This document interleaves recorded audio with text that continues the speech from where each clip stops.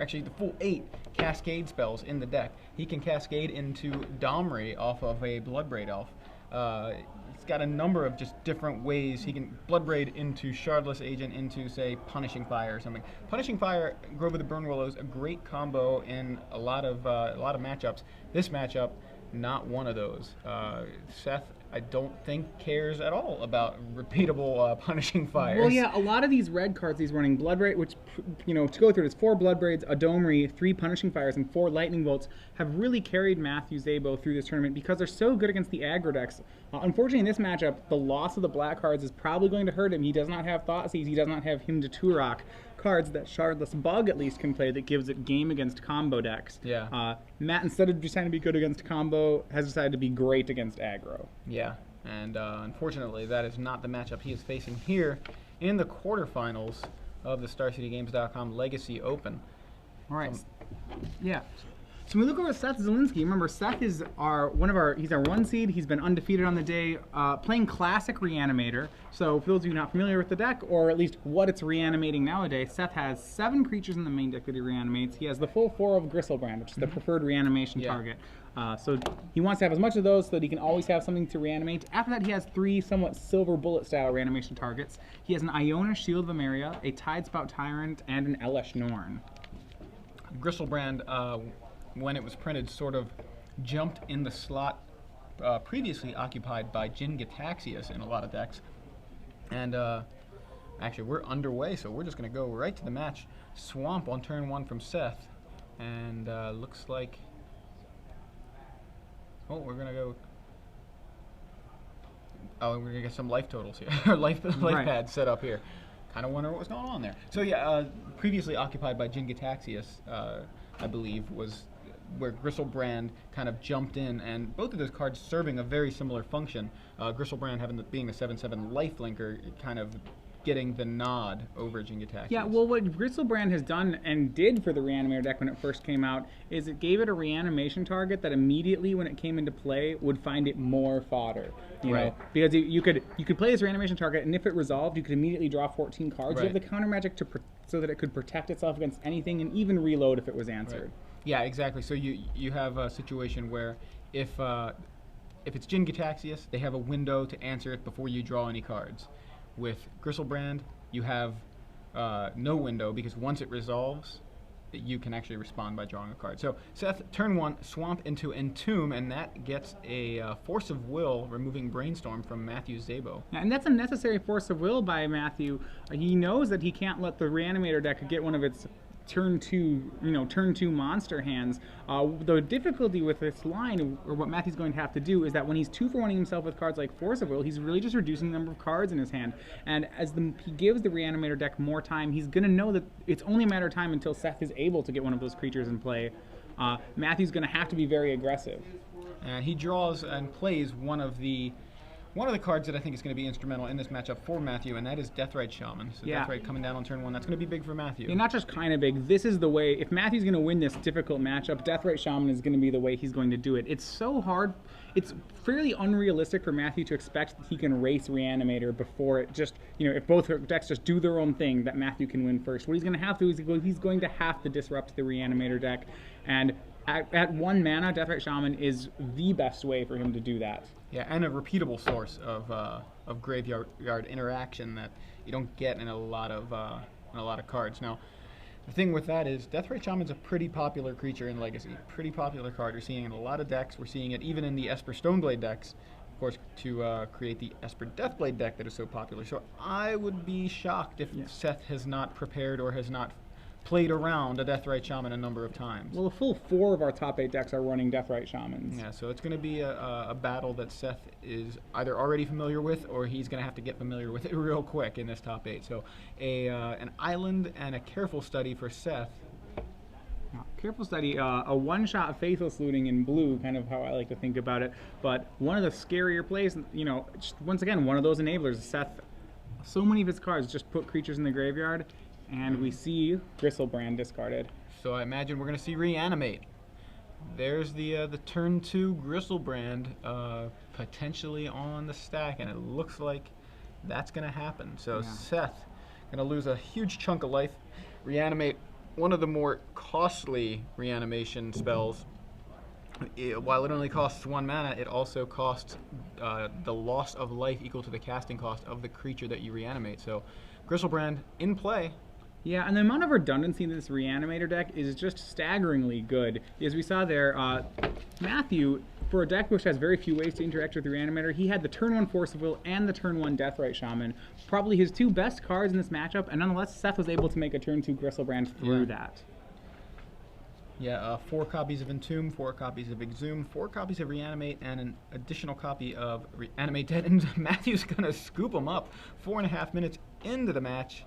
And we're going to the sideboard. Matthew does not even want to try to fight a Gristlebrand. This is the danger of this matchup for Matthew Szabo, is that once resolved, Matthew has no ways to answer one of these large creatures in his main deck. His removal's all burn-based. And, you know, once someone set escapes his permission, he can't realistically race a Gristlebrand either. Welcome back to the booth. While these guys are sideboarding, we're going to do our usual shtick, I think, here that we typically do after game 1 of all of our top 8 matches. Well, if you aren't aware what our usual shtick is, that has to be with the trivia question. We'll ask you a trivia question after game 1 of both top 8, top 4, and the finals. Each of them are for a progressively larger amount of free Star City Premium. Yeah, so we're going to give away 3 months of SCG Premium to you guys now to one random correct answer. So what we're going to do, ask you the question, you tweet the answer, include the hashtag SCG Premium, which is down there at the bottom. You don't need to tweet it at us. You can just tweet the answer, include that hashtag, and you, if it's correct, you are in the running to win 3 months of SCG Premium. So we've kind of focused a lot on Grand Prix Miami this weekend with our trivia questions. Why stop now? Yeah, well, Grand Prix Miami's coming up next weekend, so... yeah, Grand Prix Miami coming up next weekend. That's huge. If you want to know more about that event, magicgp.com is the place to go. All kinds of cool stuff happening. We've got a 3-man commentator team that is just awesome for SCG Live for those of you who can't make it. But if you can make it, you get the artists. You get the Grand Prix, which is standard. It's going to be huge.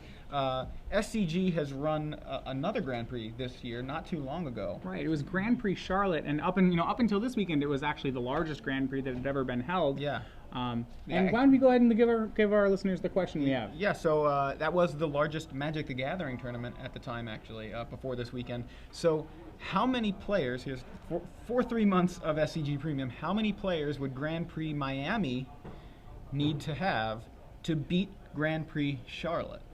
Not Vegas, not to beat Vegas. We know Vegas has defied expectations in a lot of ways, but nonetheless, we're trying to still make this, at least I guess on the East Coast, the largest Magic tournament on the East Coast. Yeah, so how many players would Grand Prix Miami need to have to beat the attendance of Grand Prix Charlotte? Grand Prix Charlotte right back at the end of February, so you want to go ahead and try to find out how many players were there, and you can tweet the answer with the hashtag SCG Premium, and you can be in the running. So, all right. In the meantime, we'll go back to the match, and we also have a report from one of the other tables. So in one of the other tables, we have the match between Matthew Bevenauer and Chris Pikula. This is the Epic Storm piloted by Matthew Bevenauer versus Chris Pikula's Rug Delver deck. Pikula, another one of our undefeated players, able to win game 1. They're now going to the second. Yeah, so another very fast game, game 1. So these guys had finished game 1 in 4.5 minutes. I think it was about 5 minutes for Pikula. We had the notification just before asking you guys that trivia question. So very fast match, or very fast game happening in that match. So let's look at the boards here. What can Matthew Szabo do to kind of counteract this? Well, this is I mean, he has some tools that he can use here. I think his first one is he needs to be able to have some way to kill these creatures. And he'll even want to board in the bad ones. Obviously, his best answer here is the 3 surgical extraction that he has. It's a 0-mana answer that can actually interact with a Reanimator. Remember here that players have access to each other's sideboard. So there are a couple of routes he can go. If he believes Seth is boarding in Show and Tell, he can board in this one. He can board in this Angel of Despair that he has to try to answer the threat Seth has. He also can board in Maelstrom Pulse as something that actually kills some of the creatures in Seth's deck, even though some of them, for example, Gristlebrand, damage is already done once it hits the table. Yeah, a couple of cards that I notice actually over there are the Pithing Needle, which can stop Gristlebrand's draw 7. It does nothing otherwise, but you know, that's a 7/7 life-linking flyer is a pretty big deal on its own, so maybe the Pithing Needle doesn't quite do enough. And then the other card that jumps out at me is Notion Thief, because if your opponent's going to try to draw a ton of cards off of Griselbrand, maybe you want the 7 cards. You can go for that. I think it's a little wrong for the matchup, just as we saw there. Matthew conceded on turn 2. The fact that Notion Thief is a 4-drop, It's a little. I mean, I just don't think it gets cast before the game's Sure. over. He does have to try it. After all, he does have, cards like Bloodbraid Elf, Shardless Agent, cards that do cost 3 and 4. He can't board all of them out, so he's going to have to be running some number of 4-drops. Maybe this is the one he wants. So on the other side, Seth Zulinski, you can see his sideboard down there. He mainly wants to stick to his game plan and maybe just increase the quality of some of the spells, but nothing really jumping out at me. This is a great matchup for Seth Zulinski. His opponent doesn't have too many ways of interacting, so he'll probably stay with most of the cards that he had in game 1. If he's a little worried about graveyard hate, which he should be due to surgical extraction, he probably will board in his 2 show and tells. That way, it'll give him a secondary way to get one of these creatures into play, so that, especially if after he duresses, he can see that Matthew, if he duresses, he can see Matthew has an answer to the graveyard, then he can simply show and tell a creature. Yeah, and that's the typical backup for a lot of these Reanimator strategies that expect to face graveyard hate in games 2 and 3. You get the show and tells and say, okay, well, not going to let me do it this way, I'm going to do it another way. And of course, show and tell is one of the most popular cards in Legacy, most popularly played cards in Legacy in a wide variety of decks. It has decks named after it even, and but here it is just kind of a role player. Right. So what's really going to happen is that Matthew's going to have to be pretty picky about his opening hand. He probably will need one of these sideboard cards like the Surgical Extraction in his opener, and he's really going to have to hope that Seth just doesn't have one of those really powerful starts that Reanimator has. If Seth opens a hand with something like Duress, Entomb, Reanimate, all in the opener, it's going to be really hard for Matthew to interact with this.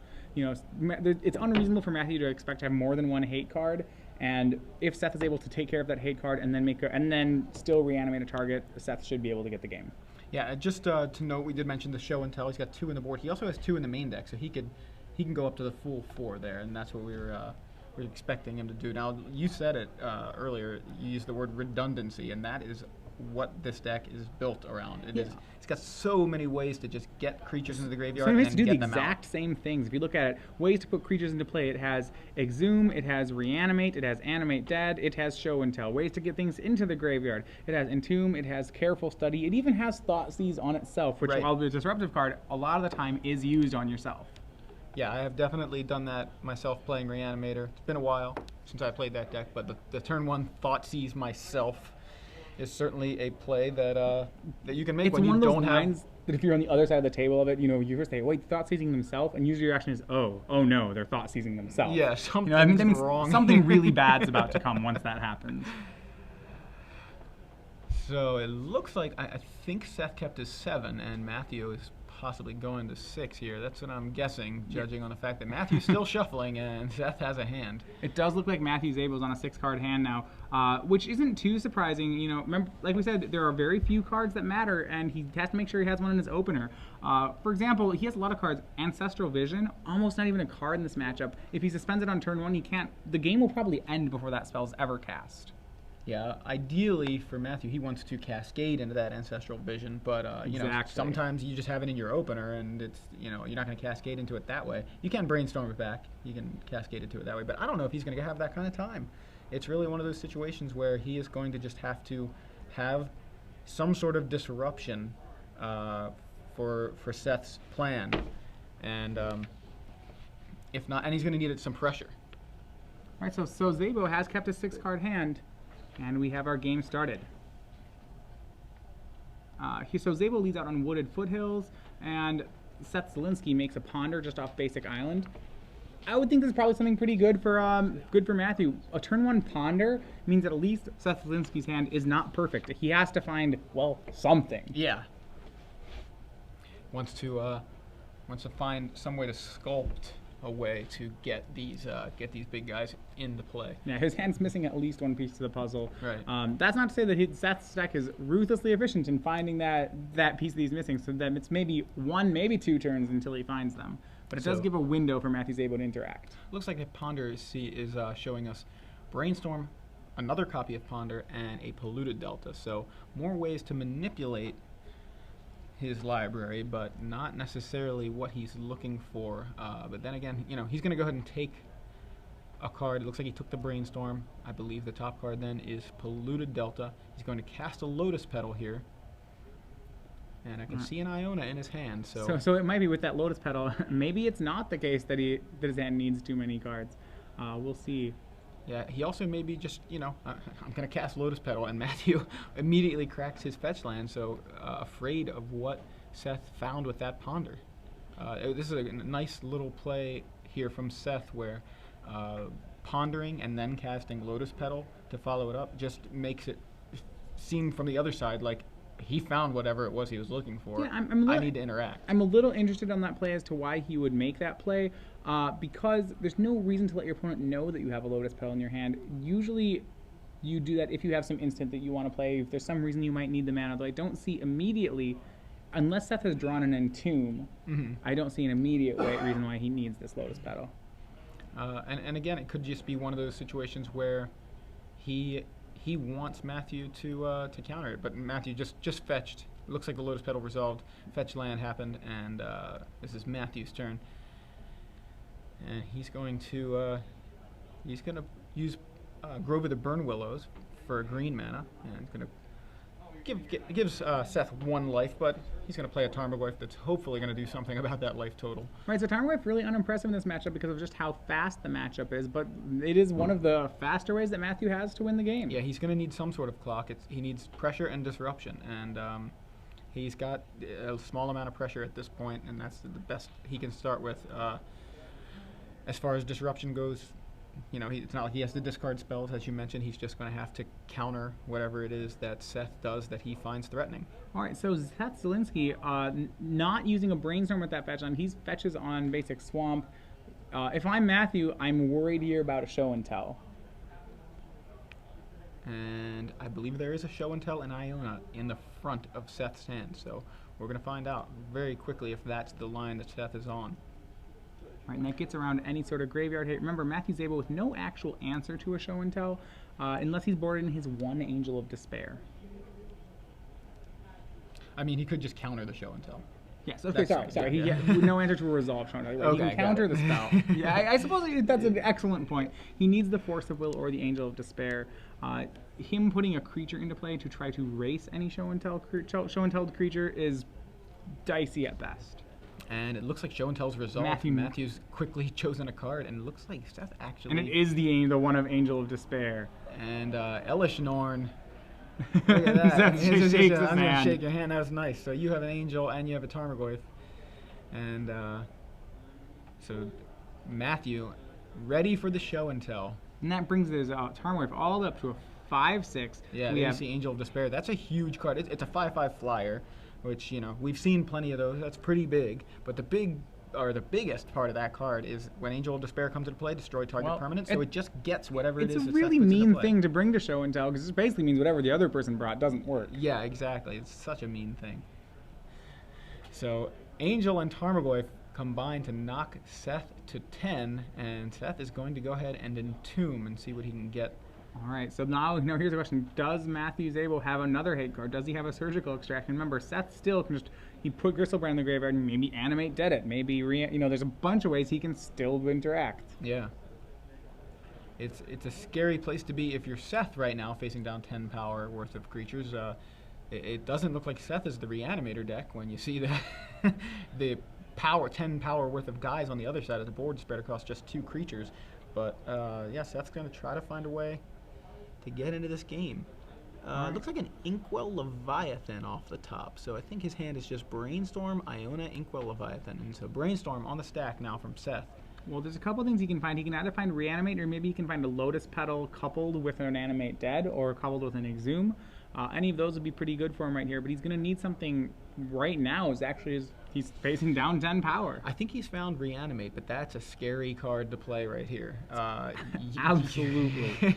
He's going to pack it in. So despite finding Reanimate, it's just not enough. Even if he's able to reanimate one of those creatures, it's just, yeah, he's in rough shape. So And I couldn't swear to the fact that he found Reanimate. I just think that that's what I saw. So going to Game 3 here, Matthew Szabo with the correct answers to all the threats that Seth presented him there in Game 2 of the quarterfinals of the StarCityGames.com Legacy Open, live from Philadelphia.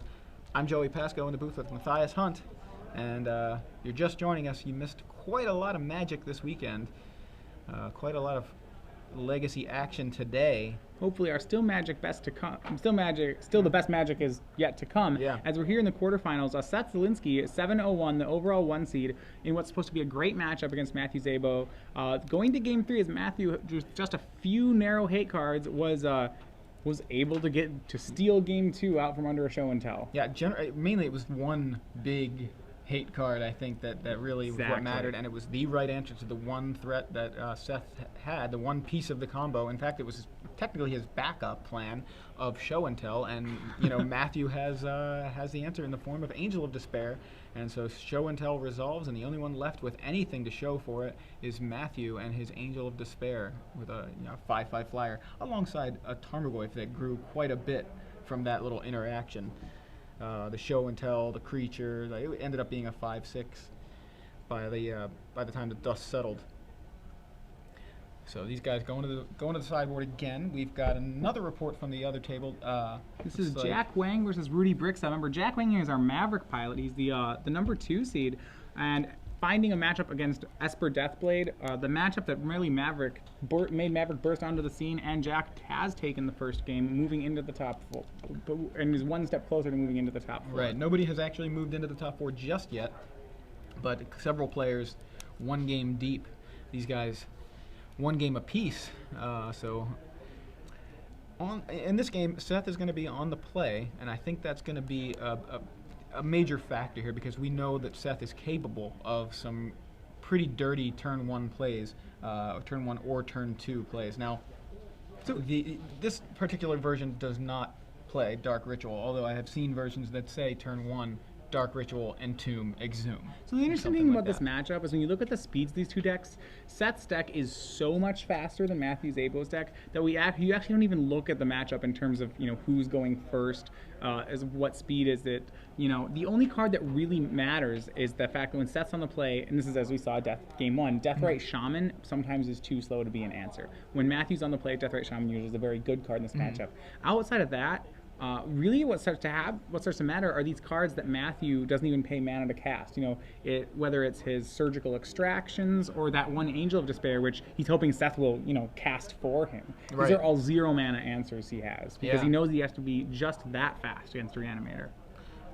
One of the ways that Seth can get a jump on things on turn 1 without the Dark Ritual is 4 copies of Lotus Petal that he has in the main deck. So he can still go turn 1, Entomb, then Petal, and Reanimate. Now, when we look at this match in the greater bracket, remember the winner of this match is going to play against either Timur Babakal or Patrick Dixon. They're playing Bug Delver and Shardless Bug. Currently, Patrick Dixon up a game with his, so the Shardless, looking like Shardless Bug, possibly going to be in the top 4. And it looks like Seth has actually just finished sideboarding, I think. So he's going to move on to the shuffle phase here, and as is Matthew, who's already been shuffling for a bit. So yeah, a couple of ways that Seth is able to get a turn 1 reanimation off without any disruption is going to be incorporating that Lotus Petal. So if he can even turn 1 Careful Study, if the Careful Study finds him a Lotus Petal, he may be able to just go, okay, turn 1 Careful Study, discard big guy, play the Petal, and then reanimate. Yeah, now in an ideal world, Seth may not go for that turn 1 play, just because there's a lot of free answers that Matthew Szabo has, especially post-board, because he does have to worry, if he goes for it right away, he has to worry about 3 Surgical Extractions, 1 Misdirection, or it's not misdirection doesn't work, 3 Surgical Extractions, 4 Force of Wills, and, well, if it's a show and tell, then an Angel of Despair. So there actually are, with there being 7 cards with the Surgicals and the Force of Wills in Matthew's deck that interact with a turn 1 kill, when you're Seth, you may actually try to wait before going on turn 1. You don't want to put all your chips in on that first turn, if at all possible. He can wait for a Thought Seize. He can wait till he has a little more resilient of a hand.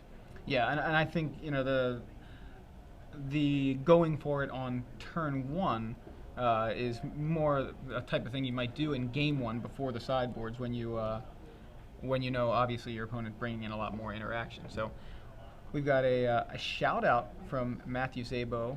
Wants to shout out to Alex, his girlfriend, watching the stream. So hey Alex, I'm sure you're cheering Matt on from home, and we're going to see what happens. As someone who's always been on coverage, especially, I always like it when, you get people at home supporting you, especially sometimes when those people aren't Magic players. It takes a really good committed person to sometimes tune in and be like, well, I don't really know what's going on here, but, just to show support. Yeah, I just got confirmation. Alex is actually a Legacy expert. She just couldn't make it to the event. Well, fortunately for Matt, that allowed him to make the top 8, that she didn't show up. Yeah, exactly. She taught Matt everything. Well, he's the number 8 seed, so if she was there, he would have bumped down to at least 9th and would have missed the top 8. Exactly. I mean, everything. Yeah, there it is. There's the hello from Matt.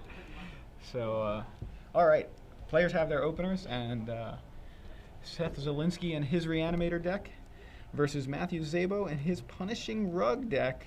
Yeah. Here in Game 3 of the quarterfinals, one of these players is going to the top 4 right after this game. Remember, Matthew's keep is really centered just around almost completely around 7 cards. I suppose 11 cards if you count the Deathrite Shamans. What's in the rest of his deck really doesn't matter in this matchup. When you look at cards, Lightning Bolt, Ancestral Vision, Bloodbraid Elf, Shardless Agent, none of these actually do anything. So while these guys are evaluating their openers, we have a report from one of the other tables. Chris Pikula has won 2-0 versus Matthew Bevenauer, and that means Rug Delver is on to the semifinals. Yeah, Chris Pikula, remember, 6 wins, then 2 draws on the day. Very adept with the Rug Delver deck. Not too much of a surprise to see that he's able to use that fast clock and blue mana to dismantle the combo deck in the top 8. Now those guys are on the other side of the bracket from these players, so neither of these guys will have to face Chris Pikula until the finals. Yeah, they'll be facing the winner of Timur Babakal and Patrick Dixon, the 2 bug players who now are going to Game 3. Yeah, just got that information as well. So still, I think at the point where we're evaluating our openers, Seth has decided to keep after a little bit of time tanking on it, and I think Matthew is kind of struggling with his well, yeah, he's been pretty heavy being in the top 8. Matthew's got to know that this matchup, of all the matchups in the top 8, I would say this is probably the last one that he wanted to see. It maybe not the last one. The Tess would have been a pretty bad matchup. Yeah. He's trying to dodge the combo decks today, and unfortunately he hit one of them in the first round. Though to be fair, if he makes it through this one, I would say Matthew's a pretty good favorite against either of the players in the top 4. And he's going to go ahead and go to 6 cards. Feels like maybe the 6 is going to be better than whatever those 7 were. I would love to know what those 7 were, just out of curiosity, but we didn't get a good look. It will remain a mystery. It will. But Seth, now the thing here, Seth kind of tanked on his hand, so that makes me think that maybe he kept something that's shaky. Yeah, it's not a snap keep like, okay, I've got everything I need and something to clear the way, like the Thoughtseize or something.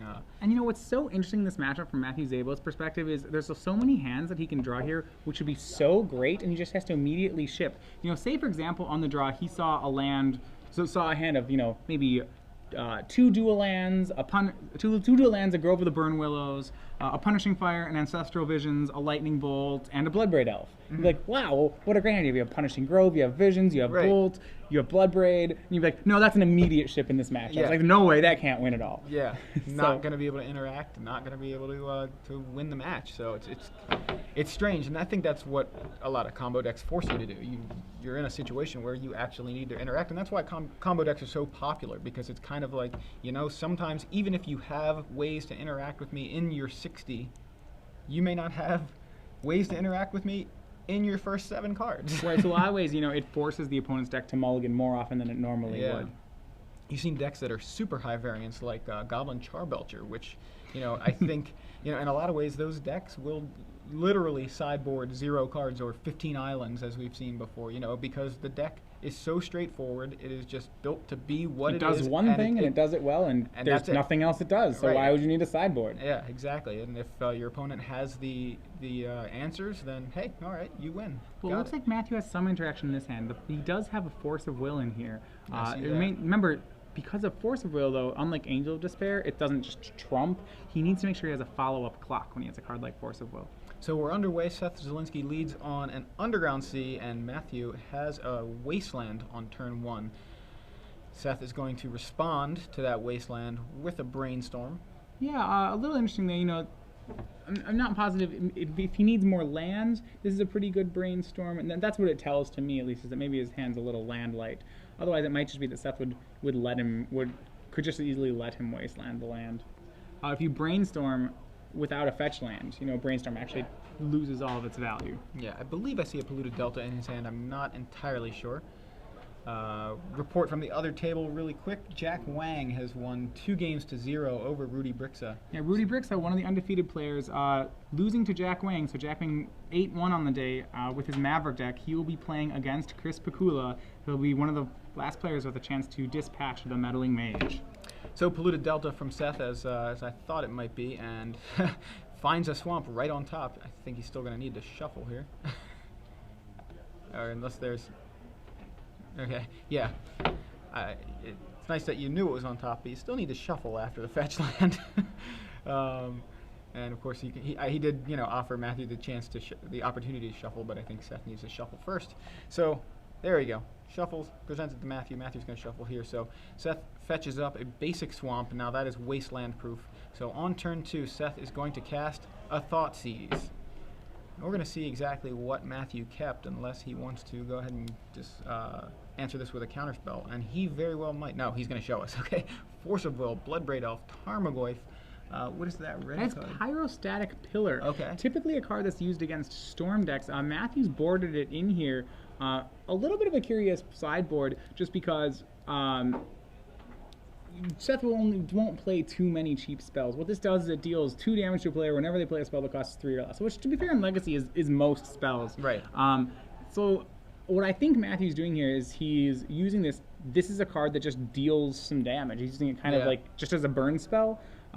Maybe he's trying to increase his clock and figures that this is better than something. If Lightning Bolt is only 3 damage to the dome, it's probable that Pyrostatic Pillar is more damage to the dome than Lightning Bolt. Sure. He has so many dead cards that you see him boarding in cards that, you know, on first glance look bad, but you say, well, he probably would be the first to admit, yeah, they are bad, but they're probably not as bad as these other cards that I have to play. Yeah, so the Pyrostatic Pillar is actually what Seth decided to take with the Thoughtseize, and Matthew immediately draws another one, like right off the top. And so Seth plays Scalding Tarn for his turn. Matthew now is able to cast that Pyrostatic Pillar. So it's just been land go since then. And Matthew also with a Surgical Extraction in his hand, we saw. Ah, I didn't quite catch that.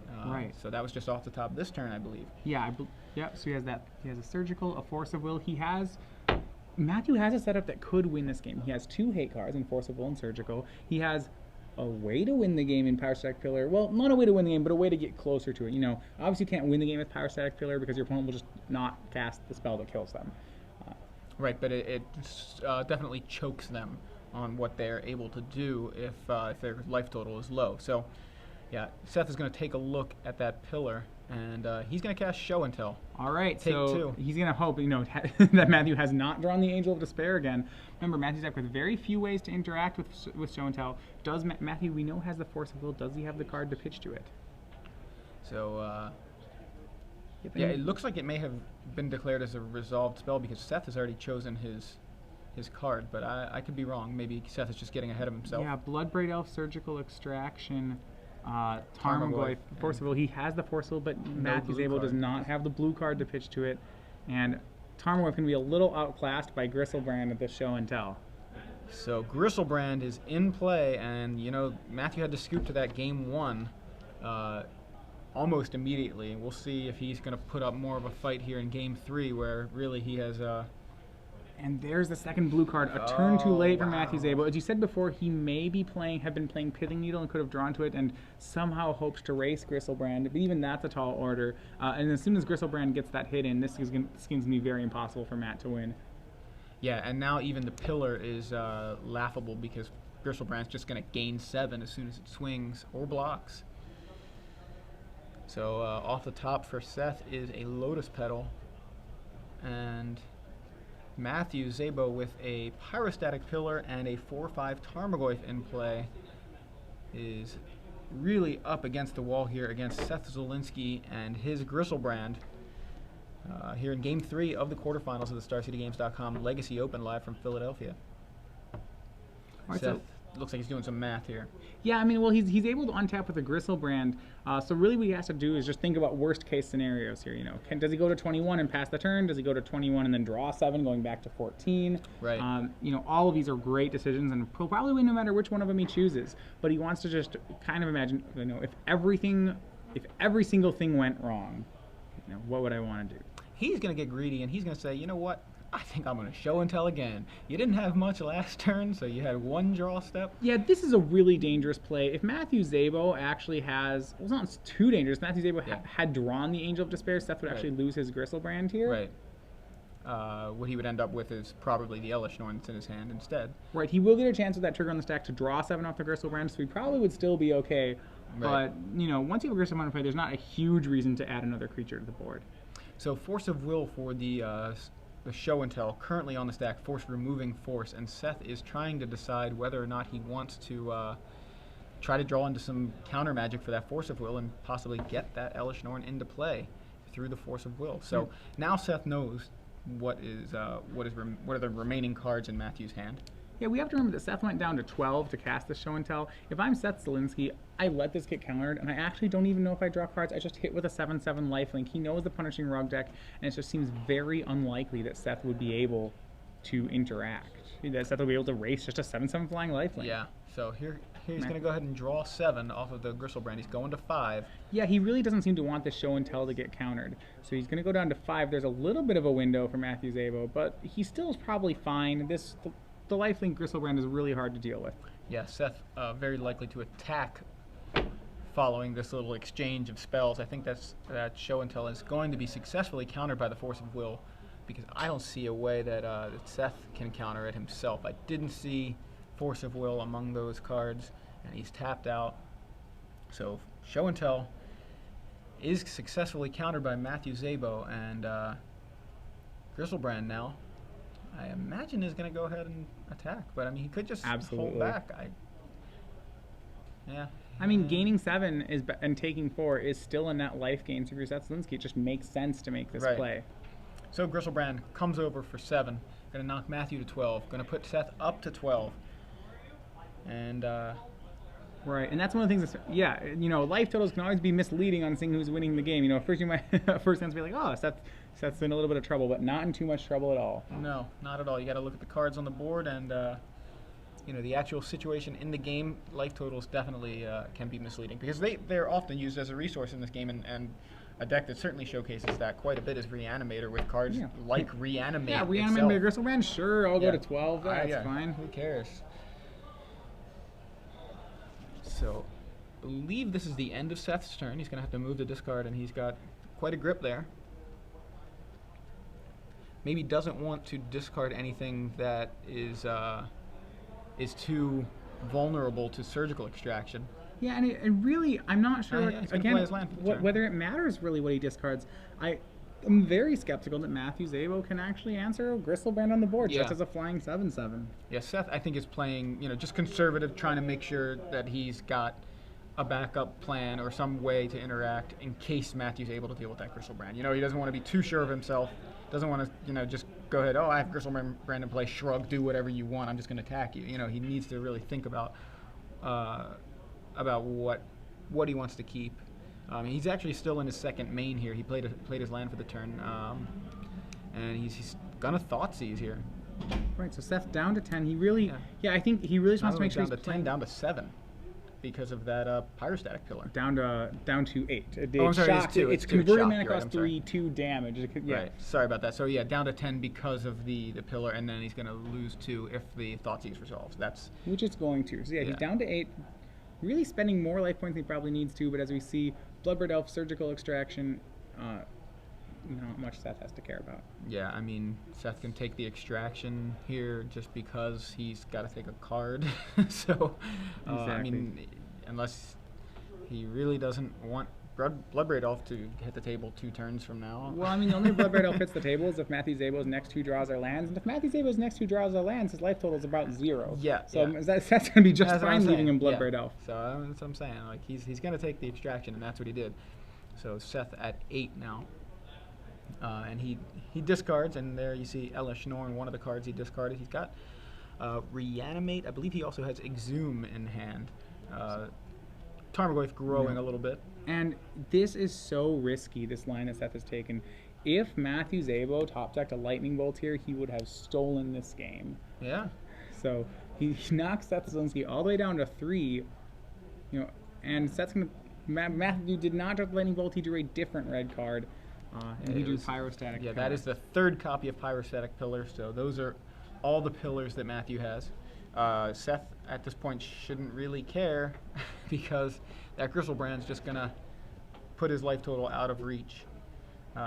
Matthew left with 1 card in hand. We all know that it is Bloodbraid Elf, Seth included, and I think that was just an untap swing go from Seth. Matthew down to 5, Seth up to 10. I like the untapped swing go. I almost feel like it's what he should have been doing from the get-go. Yeah, as soon as Gristlebrand hit play. Well, there's just the only way that Seth's life total would get low enough to lose the game is if he does the damage to himself. Remember, Szabo, that swing with the Tarmogoyf was almost the first, I think is the first damage that Szabo actually has dealt this game. I think all the rest of it was damage that Seth did to himself or took from Pyrostatic Pillar. Which he kind of did to himself, too. Right. So there you see the Tarmogoyf is going to knock Seth down to 5, so both players with the same life total, but yeah, the Gristlebrand is unanswered as it was in Game 1, and Matthew Szabo falls 2 games to 0 to Seth Zulinski in his Reanimator deck. Classic Reanimator. I think a pretty valiant effort in a matchup, which was just really difficult for Matthew Szabo.